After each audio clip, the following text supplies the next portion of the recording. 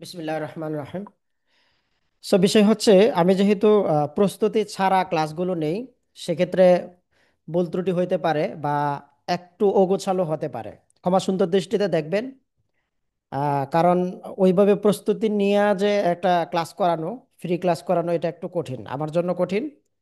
So প্রস্তুতি ছাড়াই আসলে যতটুকু উপকারে আসে, কাজে আসে, একবারে কিছু না দেওয়ার চাইতে আমার কাছে মনে হলো যে এইভাবে যদি আমি দিতে থাকি, অন্তত প্রস্তুতি ছাড়া আমি আমার আহ, মানে ক্ষুদ্র অভিজ্ঞতা থেকে যা কিছু আমি শিখেছি, এটা যদি আমি একটু শিখাইতে পারি, এটাই মেন গোল আর কি। যাই হোক, চলুন আমরা শুরু করি। আজকে হচ্ছে এন্ডোমেটা আপডেট। এটা আহ, জিনিসটা এই জন্য গুরুত্বপূর্ণ যে এখন কিন্তু সেল অনেকেরই ডাউন, অনেকের বলতে 60-70%-এরই বিজনেসম্যানেরই সেল ডাউন, সেল ভালো হচ্ছে না। আর এর কারণ হচ্ছে যে মেটা এআই নিয়ে আসছে, এন্ডোমেটা। যে এআই এর কারণে মেটা তার টোটাল সিস্টেমটাকে চেঞ্জ করে ফেলাইছে। Total system change. এখন চেঞ্জেবল সিস্টেমের ভিতরে যদি আমরা ঢুকতে না পারে, তাহলে আমাদের রেজাল্ট আসাটা কঠিন, রেজাল্ট আনা কঠিন। সেই জন্য চেঞ্জের জায়গাটা আমাদেরকে গ্রো করতে হবে, ওই জায়গাগুলো শিখতে হবে, ওইভাবে আমাদেরকে প্রসেস রেডি করতে হবে। আমরা যদি পুরাতন সিস্টেমে এখনো কাজ করি, তাহলে কিন্তু আগাইতে পারবো না। একজন বিজনেসম্যানের সবচাইতে বড় গুণ হচ্ছে যে আপডেট অবস্থাটা নিতে হবে। আপনি এখনো পর্যন্ত যদি ম্যানুয়ালি কাজ করেন, যেই কাজগুলো এআই এর মাধ্যমে খুব ইজিলি করা যায়, তাহলে কিন্তু আপনি আপডেট হইলেন না, পিছায়া যাবেন। তেমনি ভাবে এন্ড্রোমেটা যেই সিস্টেম নিয়ে আসছে, ওই সিস্টেমের ভিতরে যদি আপনি না ঢোকেন, আগের সিস্টেম অনুযায়ী যদি আপনি বিজনেস চালিয়ে যান, তাহলে আলটিমেটলি আপনার রেজাল্ট আসবে না, লস হবে। এই জিনিসগুলো নিয়েই আজকের ইনশাল্লাহ আলোচনা, যেটার মাধ্যমে আমরা বুঝতে পারবো যে কোন কোন জায়গায় পরিবর্তন এসেছে এবং সেই জায়গাগুলো আমরা কিভাবে ঠিক করতে পারি। বিসমিল্লাহ। এখানে আমরা আগে যেটা করতাম, আগে আমাদের মূল কাজ ছিল কি, যে আমরা যদি ভালো টার্গেটিং করতে পারি, তাহলে আমাদের সেল ভালো আসবে। এই একটা থিঙ্কিং আমাদের ভিতরে ছিল। যদিও আমি অনেক একদম বিজনেসের শুরু থেকে টার্গেটিংটাকে বিশ্বাস করতাম না, কারণ টার্গেটিংটা আসলেও প্রয়োজন পড়ে না। সো টার্গেটিং নিয়ে অনেক চিন্তা ফিকির, এটা একটা। তারপর ফানেলিং নিয়ে অনেক চিন্তা ফিকির, এটা একটা বিষয়। আবার মেটা অ্যাডসে অনেক ধরনের জিনিস এখানে কাজ করতে হয়। হ্যাঁ, অনেক ধরনের বিষয় নিয়ে মেটাতে কাজ করতে হয়। এই এই হচ্ছে একটা জিনিস। তো এই যে জিনিসগুলো, ফানেলিং, টার্গেটিং, তারপর প্লেস, হাবিজাবি অনেক কিছু আছে। তারপর আছে আপনার traffic, video view, engagement, sales. এই এত এত যে কমপ্লিকেটেড যে জিনিসগুলো আছে, এন্ড্রোমেটা নিয়ে আইসা প্রথম যে সুসংবাদ সেটা হচ্ছে এই সবগুলো ইজি করে দিছে একদম। অর্থাৎ যেই কাজ আগে আপনার 1 ঘন্টায় রেডি করা লাগতো, এন্ড্রোমেটা আইসা বলছে যে এখানে কোনো কাজ নাই তোমার, এখানে কোনো কাজ নাই। টার্গেটিং কিসের? আমি তোমাকে টার্গেটিং দেব। তুমি জানো যে তোমার প্রোডাক্ট কে কে নেবে? জানো না তো? তো আমাকে দায়িত্ব দাও, আমি জানি তোমার প্রোডাক্ট কে কে নেবে। আমার কাছে লিস্ট আছে, এই প্রোডাক্ট কারা কারা বাংলাদেশে কিনেছে এবং তা কারা কারা ঘোরাঘুরি করতেছে কেনার জন্য, কাদের কেনার প্রয়োজন আছে, কাদের নিড, এটা আমি জানি। তোমার এখানে টার্গেটিং নিয়ে চিন্তা ফিকির করার প্রয়োজন নাই। প্রথম কাজ হচ্ছে কি, সে টার্গেটিং এর দায়িত্বটা নিয়ে নিয়েছে।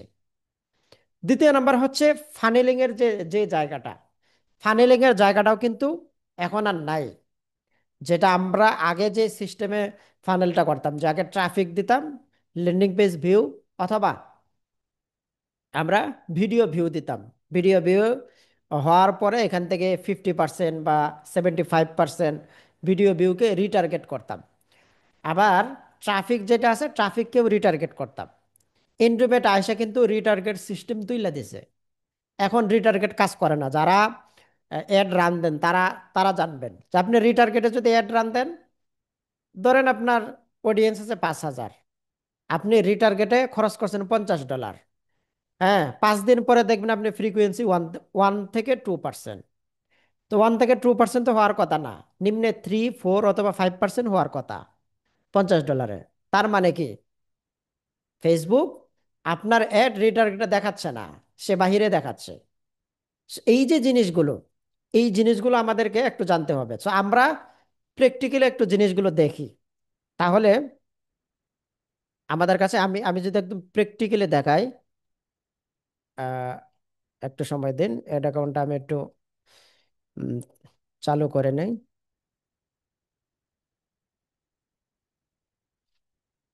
এখন আমাদেরকে আসলে করণীয় কি কি করতে হবে, সামনের প্রস্তুতিটা কি নিতে হবে, এটা হচ্ছে গুরুত্বপূর্ণ। এই জায়গাগুলো আমরা চেষ্টা করবো ইনশাল্লাহ ফোকাস করার জন্য শেষের দিকে। সো শেষের দিকে আলোচনাগুলো গুরুত্বপূর্ণ হবে। তবে এখানে কি কি আপডেট আসছে এই জিনিসগুলো আপনাকে জানতে হবে, কোন জায়গাগুলো আসলে গুরুত্ব দেওয়ার প্রয়োজন নাই। এই যে আমরা যে পুরাতন সিস্টেম আছে এই সিস্টেমগুলো কিভাবে চেঞ্জ আসছে, কোন কোন সিস্টেমগুলো আমাদেরকে বাদ দিতে হবে, এগুলো আমরা ইনশাল্লাহ জানার চেষ্টা করব।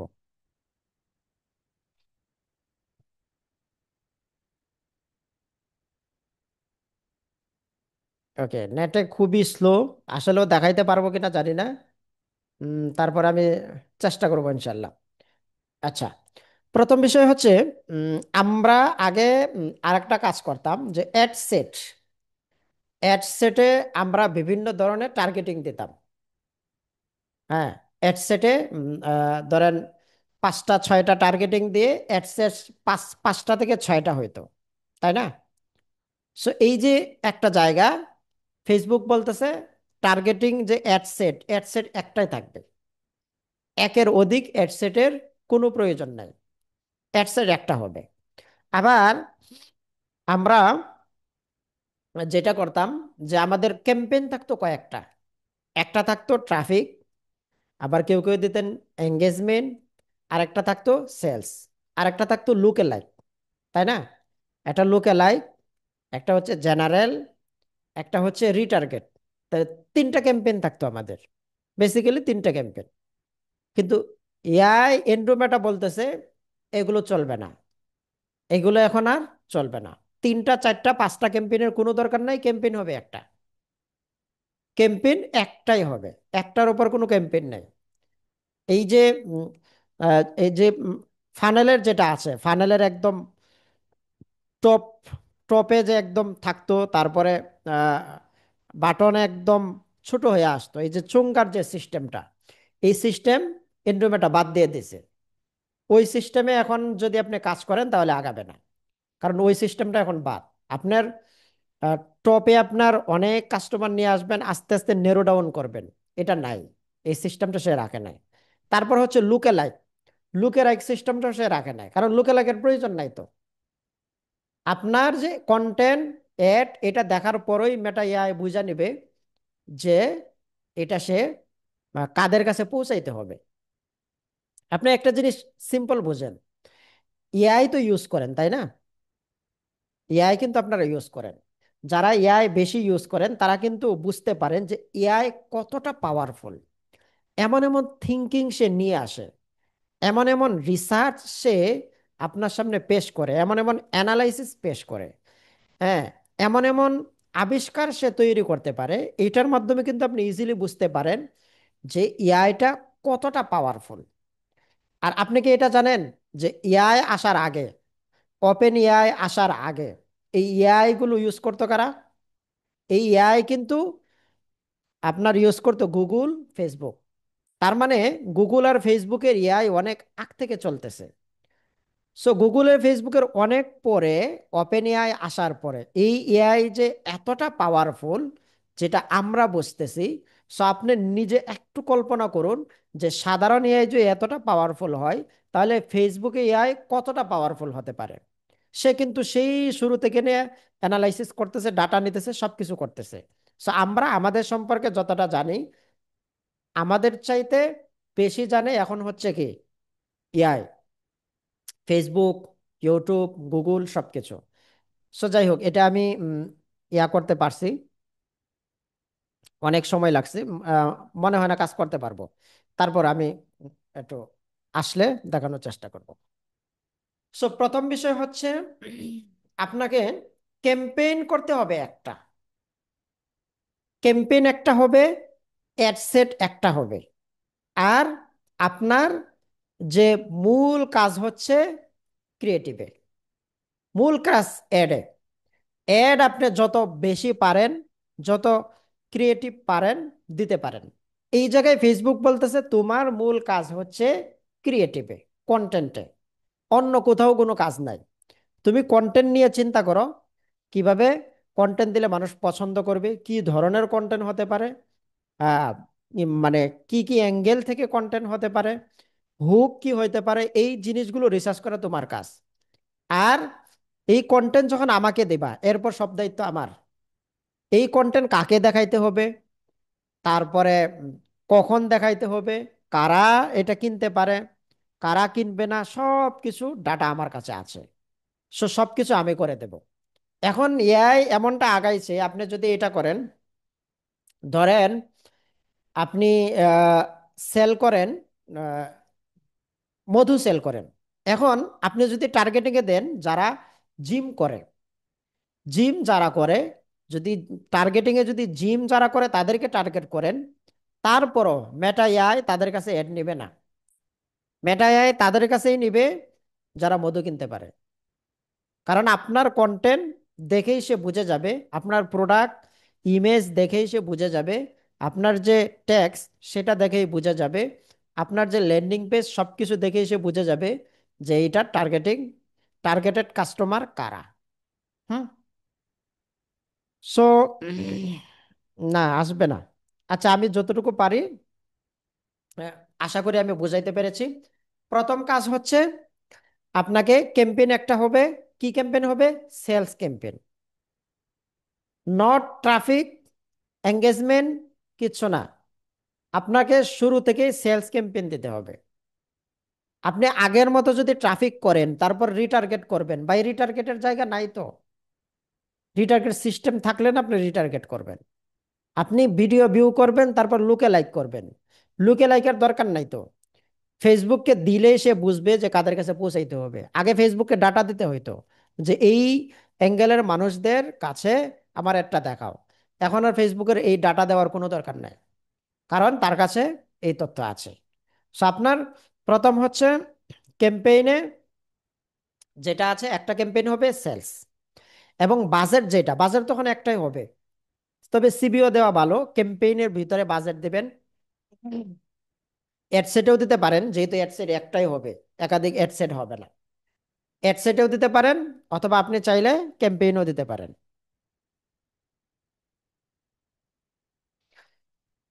সো আপনি চেষ্টা করবেন যে ক্যাম্পেইনে দেওয়ার জন্য। সো আপনি একটা ক্যাম্পেইন তৈরি করলেন যেটা সেলস হবে, আর এটার বাজেট দিবেন কোথায়? ক্যাম্পেইনের ভিতরেই দিবেন, অ্যাডসেটের ভিতরে না। এখন বাজেট যেটা হবে, বাজেটটা একটু বাড়াইয়া দিতে হবে। এখন বাজেট যদি আপনি কম দেন তাহলে রেজাল্ট আনা কঠিন। কারণ আপনার এখন কন্টেন্ট তো অনেকগুলো থাকবে, একটা দুইটা তিনটা কন্টেন্ট দিয়ে তো এখন আর হবে না। যেহেতু অনেকগুলো কন্টেন্ট থাকবে, ফেসবুকে টেস্ট করতে হবে, তাকে সুযোগ দিতে হবে।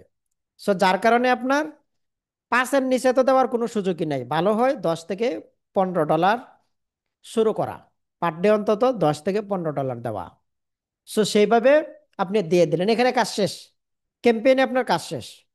সেলস দিলেন, ক্যাম্পেইনে বাজেট দিলেন $10, চলে গেলেন অ্যাডসেটে।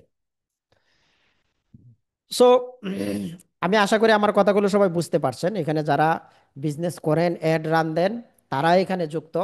আহ, এমন এমন কেউ হয়তো নাই যে মানে ফেসবুকে কিভাবে অ্যাড রান দেয় এই জিনিসগুলো জানা নাই। যদি এরকম কেউ থাকেন তাহলে এই ক্লাস কিন্তু আপনার জন্য না, শুধু শুধু টাইম নষ্ট হবে, বা কিছু বুঝবেন না। সো অ্যাড সেটে যখন গেলেন, সেখানে আপনার কাজ কি? আপনি আপনার মতো পিক্সেল সেট আপ করবেন। অবশ্যই আমি বলবো যে এখন ওয়েবসাইটে চলে আসবেন। এখন আর মেসেজের সময় নাই। আপনি মেসেজে যদি যান তাহলে আপনাকে ফেসবুক ওই মানুষগুলোর কাছে আপনার অ্যাড নিয়ে যাবে যারা কি শুধু মেসেজ করে। সেল করে কি করে না এটা তো ফেসবুক জানে না। যারা মেসেঞ্জারে যায় তারা সেল করে না কি করে এই ডাটা তো ফেসবুকের কাছে নাই। আপনার যদি মেসেজ দেন তখন ফেসবুকের টার্গেট থাকবে, যত বেশি মেসেজ তাকে আন্না দিতে পারবো আমায় আমি তত বেশি ডলার পাবো। সো তখন তার টার্গেট কিন্তু সেলস থাকে না। আপনি যদি সেলস দেন তখন কিন্তু তার সবসময় মাথায় থাকবে যে তাকে সেল আইনা দিতে হবে, তাহলে আমি তার ডলার নিতে পারবো। আর যদি মেসেজে দেন তখন কিন্তু এটা থাকে না। তাছাড়া মেসেজে দিলে ডাটা অ্যানালাইসিস করা যায় না, ক্যাম্পেইন অপটিমাইজ করা যায় না। তো অনেকগুলো ইস্যু থাকে। সো আমি বলবো যে আপনি ওয়েবসাইটে দিলেন, এখানে ওয়েবসাইট করবেন, পিক্সেল সেট আপ করবেন। তারপর আপনার যে ডলার সেটা তো দিয়েই দিয়েছেন। এরপর চলে আসলেন কোথায়, যে টার্গেটিং। টার্গেটিং আপনি যদি ব্ল্যাঙ্ক রাখতে চান কোনো ব্যাপার না।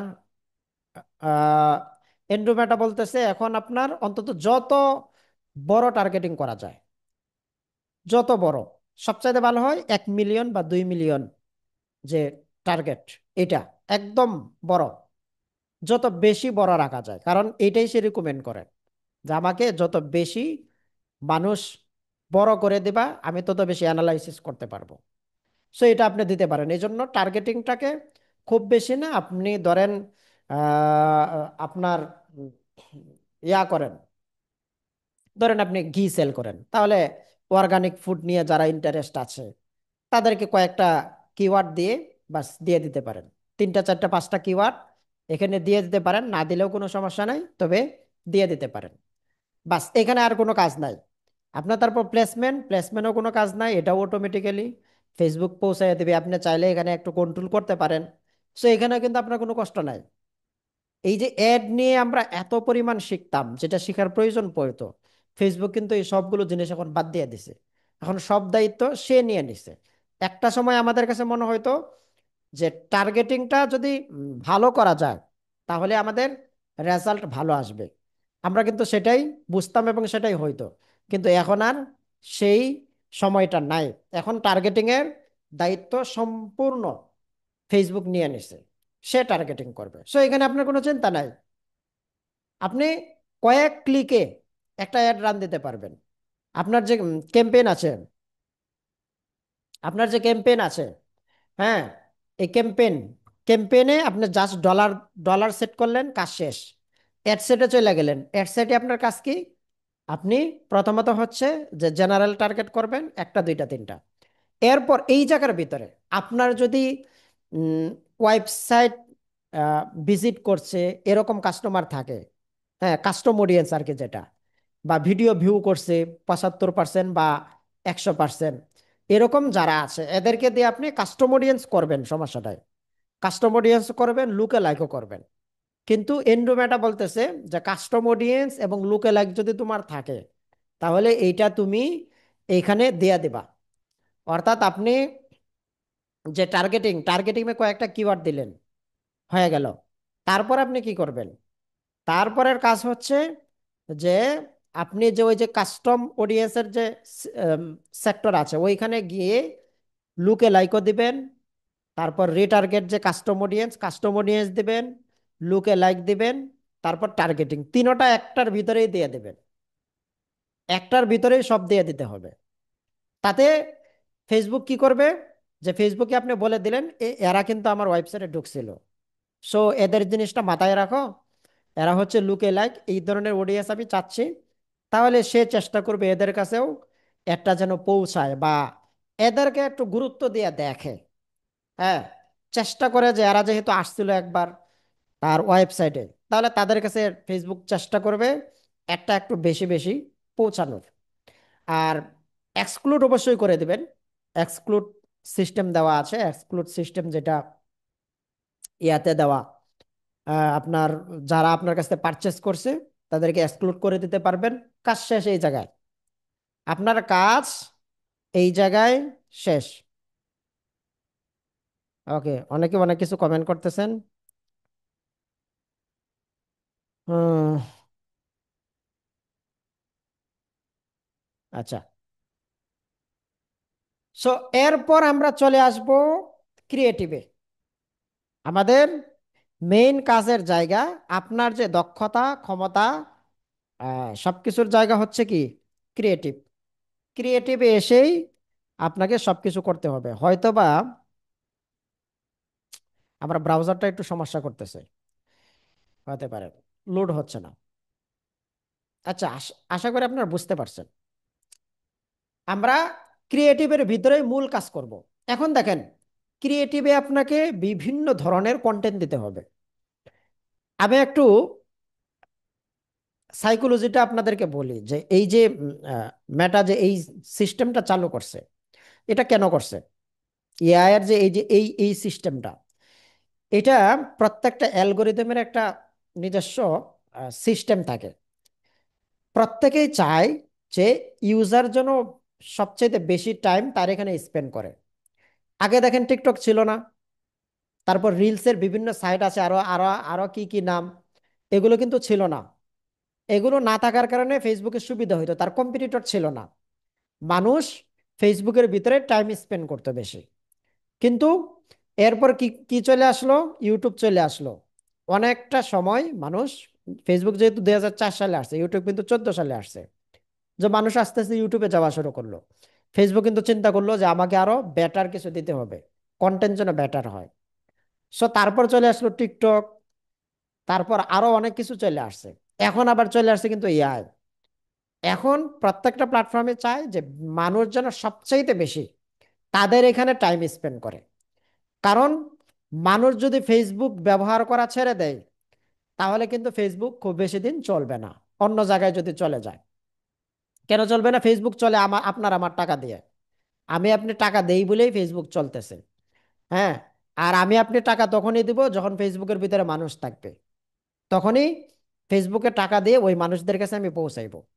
সেই জন্য তার কাছে কিন্তু এখন চ্যালেঞ্জিং সময়, যার কারণে সে চাইবে যে তার এখানে প্রত্যেকটা পোস্ট যারা করবে, প্রতিটা পোস্ট যেন এমন হয় যেটা মানুষের পছন্দ হয়, মানুষের বিরক্তির কারণ না হয়, ইউজার ফ্রেন্ডলি হয়। মানুষ যেন বেশি বেশি তার এখানে টাইম স্পেন্ড করে। ধরেন একজন ইউজার যদি 10টা কন্টেন্ট দেখলো, 10টা কন্টেন্টের ভিতরে একটাও তার পছন্দ হয় না, সে কি করবে? ধুর, এখান থেকে সে চলে যাবে, অন্য কোনো সাইডে চলে যাবে। এইটা যদি হয়, তাহলে কিন্তু আলটিমেটলি ফেসবুকের লস হয়ে যাবে। এখন যেটা হয়, যখন আপনার কেউ কোনো একটা পোস্ট করতেছে, আমি আপনি একটা পোস্ট করতেছি, অর্গানিক পোস্ট, এটা যদি ভালো না হয় সে রিস্ক দিবে না। কিন্তু আপনি আমি যখন ডলার খরচ করে কোনো কন্টেন্ট করতেছি, তখন কিন্তু ফেসবুক বাধ্য এটা রিস্ক দিতে, মানুষের কাছে পৌঁছাইতে। কিন্তু কন্টেন্ট যদি খারাপ হয়, বিরক্তিকর হয়, আর এটা মানুষের কাছে পৌঁছায়, ধরেন 1000 মানুষের কাছে পৌঁছায়, তাহলে 1000 মানুষ বিরক্ত হইলো। তাহলে ফেসবুক তো চাবে না যে আমার ইউজার বিরক্ত হোক। এই জন্য সে চাচ্ছে যে কন্টেন্ট যেটা বিরক্তিকর কন্টেন্ট, কন্টেন্ট পছন্দ হচ্ছে না, এই ধরনের মানুষদেরকে আমরা রাখবো না। আমার প্ল্যাটফর্ম টিকে রাখতে হবে, শেষ পর্যন্ত আমার বিজনেস টিকে রাখতে হবে। এই জন্য সে চাচ্ছে যে কন্টেন্ট ভালো হতে হবে। এখন আপনাকে এটা মাথায় রাখতে হবে, ফেসবুকে মানুষ কেন আসে?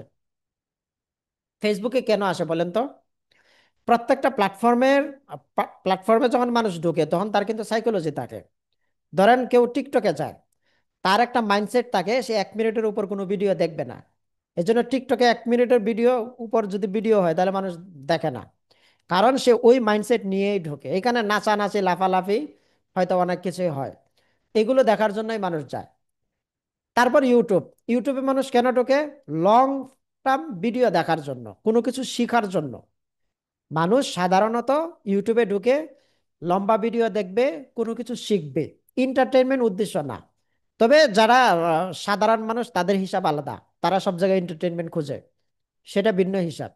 কিন্তু যারা শিক্ষিত মানুষ, যাদের টাইমের ভ্যালু আছে, তারা সাধারণত ইউটিউবে এন্টারটেনমেন্টের জন্য যায় না, তারা কোনো কিছু শিখবে, ভিডিও দেখার জন্য যায়। তাহলে দেখেন এই মানুষটা মাইন্ডসেট কিন্তু ভিন্ন, সে যখন ইউটিউবে ঢুকতেছে। আবার কোনো মানুষ যখন ফেসবুকে আসে, তখন তার উদ্দেশ্য কি? তখন তার উদ্দেশ্য থাকে, তার জন্য একটা এন্টারটেনমেন্ট হয়। ইউটিউবে কিন্তু এন্টারটেনমেন্ট থাকে না, কিন্তু ফেসবুকে এন্টারটেনমেন্ট সে চায়। সে কে কি পোস্ট করলো, কোনটা ভালো লাগলো মন্দ লাগলো, হ্যাঁ, সে স্ক্রল করবে, একটু ভালো লাগা, এই জিনিসগুলো, এই মাইন্ডসেট নিয়ে মানুষ ফেসবুকে ঢোকে। সো এই জন্য আমি বলতেছি, আমি কিন্তু আবার কন্টেন্টে ঢুকে গেলাম যেহেতু কন্টেন্টের আলোচনায়। ক্রিয়েটিভে কিন্তু কন্টেন্ট ছাড়া আর কিছু না। এই জন্য আপনাকে অলওয়েজ চেষ্টা করতে হবে যে এমন কন্টেন্ট দিতে যেটা মানুষের কাছে শুনতে ভালো লাগবে, ইন্টারেস্টিং লাগবে, সে তার ইমোশনে হিট হবে, ওই ধরনের কন্টেন্ট তাকে রেডি করতে হবে। সো আপনাকে, আগে আমরা ফানেল করতাম না, যে আগে অ্যাওয়ার করতাম, অ্যাওয়ারনেস কন্টেন্ট থাকতো, তারপর মফু থাকতো, হ্যাঁ, টোফু মফু। মফুতে আমরা মিডিল মিডিল অফ দ্য ফানেলের ভিতরেও আমরা কিছু কন্টেন্ট দিতাম, মানে যেটা যেটা যেটাকে ওয়ার্ম বলে আর কি, হ্যাঁ, ওয়ার্ম অডিয়েন্স। মফু স্টেজে যারা, তারা ওয়ার্ম অডিয়েন্স, আগে কুল অডিয়েন্স, মফু স্টেজে ওয়ার্ম অডিয়েন্স, তারপরে কি বাটন, একদম যারা হট অডিয়েন্স তারা। So, এখন যেহেতু রিটার্গেট সিস্টেম উঠে গেছে, এই ধরনের ফানেল সিস্টেম উঠে গেছে, তাহলে ফানেল আমরা করব কিভাবে? তো ফেসবুক বলতেছে যে এখন ফানেল করবা কন্টেন্টে। কিভাবে? যে তোমার এখানে নিম্নে 7টা কন্টেন্ট থাকতে হবে, ক্রিয়েটিভে নিম্নে 7টা কন্টেন্ট থাকতে হবে। এখানে ইমেজও হবে, ভিডিও হবে, ক্যারাজলও থাকতে পারে, বিভিন্ন টাইপ থাকতে পারে। এখানে ভিডিও থাকলেও কি হবে, 2টা ভিডিও হবে অ্যাওয়ারনেসের জন্য দিবা, 2টা ভিডিও অ্যাওয়ারনেসের জন্য থাকবে। একটা ভিডিও থাকতে পারে ওয়াফার, হ্যাঁ, একটা ভিডিও থাকতে পারে রিভিউ কন্টেন্ট, একটা থাকতে পারে কিভাবে তার টাইম সেভ হবে, একটা থাকতে পারে কিভাবে মানি সেভ হবে, একটা থাকতে পারে আর্জেন্সি। এই যে বিভিন্ন টাইপের যে কন্টেন্ট একসাথে দেবে, তখন মেটা এআই এই জায়গায় কি করবে? তার কাজটা হচ্ছে, সে চিন্তা করবে, সে কিন্তু বুঝে নেবে যে কোন কন্টেন্টের টার্গেট কে, কোন কন্টেন্টটা কি কোন ফানেলে পড়ে, এটা কিন্তু তার, সে বুঝে যাবে যে এটা হচ্ছে টপ অফ দ্য ফানেল, অর্থাৎ অ্যাওয়ারনেস কন্টেন্ট, সে বুঝে যাবে। অ্যাওয়ারনেস কন্টেন্ট যদি হয়, তাহলে সর্বপ্রথম সে যাদেরকে অ্যাওয়ার করা দরকার তাদের কাছে এই কন্টেন্ট নিয়ে যাবে। যখন আর্জেন্সি কোনো কন্টেন্ট আপনি দেবেন, তখন সে চেষ্টা করবে যাদের আর্জেন্সি দরকার তাদের কাছে কন্টেন্টটা নিয়ে যাবে। যখন আপনার যেই অ্যাঙ্গেলের কন্টেন্ট থাকবে, এই অ্যাঙ্গেলের কন্টেন্ট কারা পছন্দ করে, ফেসবুক ওই কন্টেন্টটা তাদের কাছে নিয়ে যাবে, যাতে তারা বিরক্ত না হয় এবং পারচেস খুব দ্রুত করতে পারে। আবার যারা ধরেন যাদের কাছে অ্যাওয়ারনেস কন্টেন্ট নিয়ে যাবে, তাদের কাছে শুরুতে যে সেলস কন্টেন্ট এগুলো দেখাবে না, আগে অ্যাওয়ারনেস কন্টেন্ট দেখাবে, দেখানোর পরে তারপর কোন কন্টেন্ট দেখানোর দরকার এটা সে নিজের মতো করে সেট করে তাকে দেখাবে, তারপর তাকে সেলস কন্টেন্ট দেখাবে। এই যে সিকোয়েন্স, এটা মেটা সে নিজে থেকেই তৈরি করবে। কাকে কোনটা দেখানো দরকার এটা সে দেখাবে। আবার কাকে কোন কন্টেন্টটা কখন দেখানো দরকার, কোনটার পরে কোনটা দেখানো দরকার, এই টোটাল সিস্টেমটা মেটা এআই নির্ধারণ করবে এবং এভাবেই সে দেখাবে। এতে করে আহ, যেটা হতে পারে যে অনেক সময় আপনার কন্টেন্টের ভিতরে কিছু কন্টেন্ট রেজাল্ট কম আসতেছে, রেজাল্ট কম আসতেছে আপনি দেখবেন, কিন্তু এটা আপনার বন্ধ করা যাবে না। হয়তো আপনি ধরে নিতে পারেন এটা যেহেতু রেজাল্ট কম আসতেছে, রেজাল্ট দিতেছে কিন্তু রেজাল্ট কম, হয়তো ভিডিও ভিউ হচ্ছে বা এই কন্টেন্টের মাধ্যমে মানুষ এঙ্গেজ হচ্ছে, এই কন্টেন্টের মাধ্যমে মানুষ আপনার ল্যান্ডিং পেজে যাচ্ছে কিন্তু সেল হচ্ছে না। তার মানে আপনি বুঝতে হবে যে এই কন্টেন্টটাকে ফেসবুক অ্যাওয়ারনেস হিসাবে নিচ্ছে এবং কুল অডিয়েন্সের কাছে এই কন্টেন্টটা পাঠাচ্ছে। সো এটাতে লস হচ্ছে না আপনার, কারণ সে ওয়ার্ম হচ্ছে এবং সে হট হয়ে বাকি কন্টেন্টগুলো দেখার পর আলটিমেটলি সে সেলসটা নিবে, আপনার প্রোডাক্টটা নিয়ে যাবে। সো এই জায়গার ভিতরে আপনাকে যেই কাজটাই করতে হবে সেটা হচ্ছে আপনাকে কন্টেন্ট, অলওয়েজ কন্টেন্টে মনোযোগ দিতে হবে। আপনার বিভিন্ন টাইপের কন্টেন্ট করতে হবে, এইটা ছাড়া আপনার বিকল্প কোনো উপায় নাই। আচ্ছা, এখন দেখেন, বিষয় হচ্ছে আপনি যদি ওই মানে আগের সিস্টেমে একটা কন্টেন্ট করে কোনো রকম চালিয়ে দিলেন, বা একটা এজেন্সি দিয়ে কন্টেন্ট করে কোনো রকম চালিয়ে দিলেন, আপনার কন্টেন্ট মানুষ পছন্দ হবে না, ফেসবুক এটা প্রচার করবে না। কারণ ফেসবুক তার ইউজার এক্সপিরিয়েন্স খারাপ করবে না এখন, এখন সে মানে সবচাইতে চ্যালেঞ্জিং জায়গায় আছে। এখন সে নিজের অবস্থান ধরে রাখতে না পারলে সে অস্তিত্ব হারাবে তার। কেউ চায় না যে নিজের অস্তিত্ব হারাইতে, সেইটা আপনাকে মাথায় রাখতে হবে। এই জন্য কন্টেন্ট কিভাবে করবেন সেটা তো অন্য আলোচনা, সেই আলোচনায় তো যাওয়ার সুযোগ নেই। কিন্তু আমার বলার বিষয় হচ্ছে যে আপনাকে কন্টেন্টে অনেক বেশি মনোযোগ দিতে হবে। এখন আপনাকে সময় দিতে হবে কন্টেন্টে। কন্টেন্টে সময় দেওয়া ছাড়া দুইটা তিনটা কন্টেন্ট দিয়ে খুব বেশি দূর আগানো সম্ভব না। বিভিন্নভাবে আপনাকে চিন্তা করতে হবে, বিভিন্নভাবে কন্টেন্ট করতে হবে, ইনডোর কন্টেন্ট করতে হবে, আউটডোর কন্টেন্ট করতে হবে। ইনডোর কন্টেন্ট মানে কি, ঘরের ভিতরে কন্টেন্ট করতে হবে, ঘরের বাহিরে কন্টেন্ট করতে হবে। আপনাকে অবজার্ভ করতে হবে যে কোন অ্যাঙ্গেলের কন্টেন্টগুলো আমার অডিয়েন্স বেশি পছন্দ করতেছে, সেই অ্যাঙ্গেলের কন্টেন্ট বেশি বেশি করতে হবে। উইনিং কন্টেন্টগুলোর প্রতি খেয়াল রাখতে হবে। ওভারঅল আপনাকে কন্টেন্টের জায়গাটা যদি আপনি ক্লিয়ার করতে পারেন, তাহলে বিজনেসে আগাইতে পারবেন। না হলে কিন্তু বিজনেসের টিকাটা খুবই কঠিন, খুবই কঠিন। কারণ রিটার্গেট সিস্টেমটা এখন আর কাজ করে না। আগে তো রিটার্গেটে হলেও সে ফেসবুকে ঢুকলে বারবার দেখাইতে পারতাম, এখন সুযোগ নাই। ওই কন্ট্রোল আমার আপনার হাতে নাই, এটা ফেসবুক নিয়ে আনেছে। আপনি চাইলে একজনকে 10 বার দেখাইতে পারবেন না। এবং ফেসবুক এটাও বলছে এখন ফ্রিকোয়েন্সি বাড়ানো যাবে না। ফ্রিকোয়েন্সি যদি 4 থেকে 5 হয়ে যায়, তাহলে মানে রেজাল্ট খারাপ করবে। তার মানে কি, ফেসবুক একটা কন্টেন্ট 5 জনের মানে একটা কন্টেন্ট একজন মানুষকে 5 বার দেখাইতে রাজি না, যদি সে বিরক্ত হয়। এই জন্য বলতেছে ফ্রিকোয়েন্সি বাড়ানো যাবে না, নতুন নতুন কন্টেন্ট দেখাও।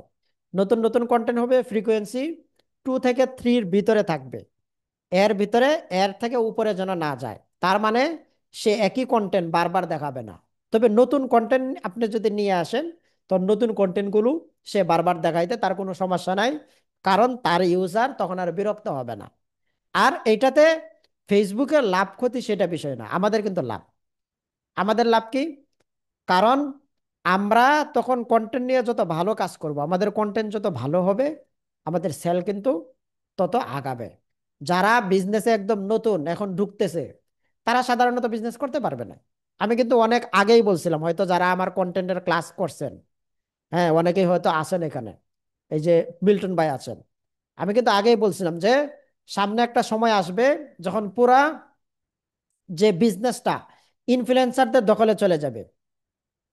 হ্যাঁ, আমি কিন্তু শুরুতেই বলছিলাম, মিল্টন ভাই হয়তো মনে আছে।